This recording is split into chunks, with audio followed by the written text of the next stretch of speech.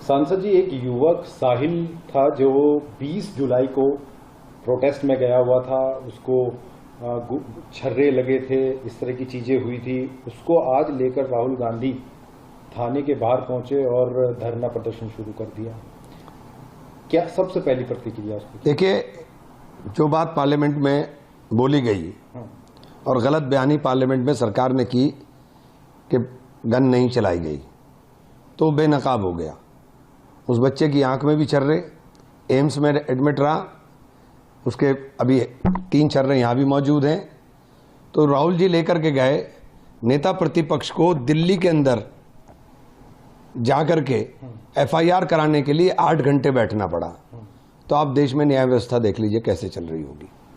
राहुल गांधी कह रहे हैं कि अगर इस तरह की चीजें होती हैं देश के अंदर तो आम आदमी की क्या न्याय की हो? मैं वही बात कह रहा हूं कि अगर नेता प्रतिपक्ष को 8 घंटे मेहनत करनी पड़े एक सच को सामने लाने के लिए, तो इससे ज्यादा भयावह स्थिति क्या हो सकती है।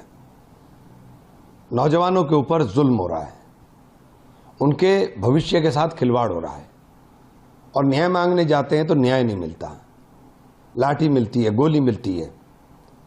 बिहार के अंदर AK-47 और पिस्टल से फायरिंग होते हुए सारे फुटेजेस मौजूद हैं, लेकिन बेशर्मी की इंतहा देखिए कि ये नौजवानों को उसके बाद भी ये कहते हैं कि ये झूठ बोल रहे हैं।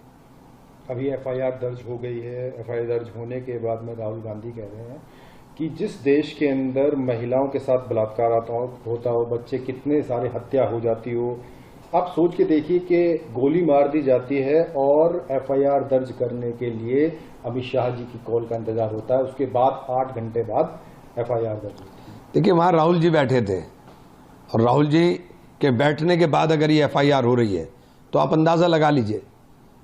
और सच है, जो छर्रे लगे हुए हैं वो आंख में लगे हुए हैं, उसे छुपा नहीं सकते। एक आंख की रोशनी चली गई बच्चे की, उसका पूरा कैरियर तबाह कर दिया आपने। एक बच्ची वेंटिलेटर पर रही बहुत दिन, और उसके बाद भी आप ये कह रहे हैं कि किसी का हाथ नहीं टूटा, किसी के पैर नहीं टूटा, किसी की हड्डी नहीं टूटी। तो क्या हाथ पैर हड्डी टूटे हुए दिखाई देने चाहिए आपको नौजवान? आपके राज्य की खबरें, आपके शहर की खबरें सबसे पहले जानने के लिए देखते रहें अमर उजाला। चैनल को सब्सक्राइब जरूर कर लें और पाएं हर अपडेट।